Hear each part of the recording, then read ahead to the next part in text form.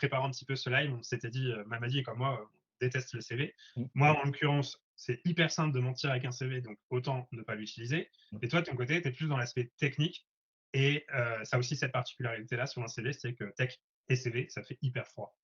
Ça fait hyper froid parce que sur un CV, il y a une liste de technos qu'on aligne, quelles qu'elles soient. Je vais même pas les citer. En soi, quand je reçois un CV et que je vois qu'en face la personne elle a 6 mois, 9 mois, 12 mois de formation, en fait, ou même quand elle a fait une formation de 2 ans, en réalité, c'est un junior. Bon et donc sur le CV et donc je sais très bien que la personne ne maîtrise pas les technos qu'il y a sur le CV. C'est normal.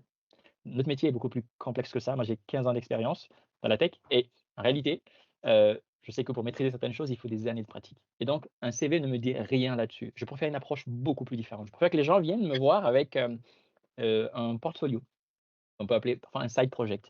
C'est beaucoup plus percutant. Alors attention, le portfolio peut avoir le même effet que le CV, peut-être même pire.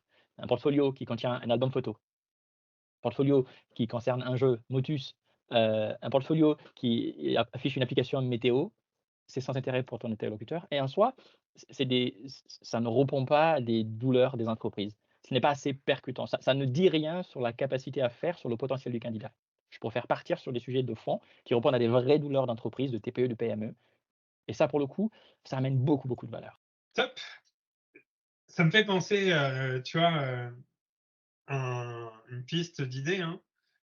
Vu qu'on est sur LinkedIn, Mmh, il y a beaucoup de personnes qui créent du contenu sur LinkedIn et c'est parfois, pas évident parce qu'on peut avoir le bloc-notes sur l'ordinateur, qu'on peut retrouver sur le téléphone. mmh, On peut avoir le bloc-notes papier. Quand on est à l'extérieur, parce que bien souvent, les idées, on les a quand on n'est pas devant l'ordi, sinon c'est mmh, pas vrai. Bah là, ça pourrait être bien d'avoir une application, qui regroupe les idées ou à partir des idées qu'on a, nous fait des suggestions de publications LinkedIn, tu vois? mmh. Ça pourrait être un projet qui, démarque.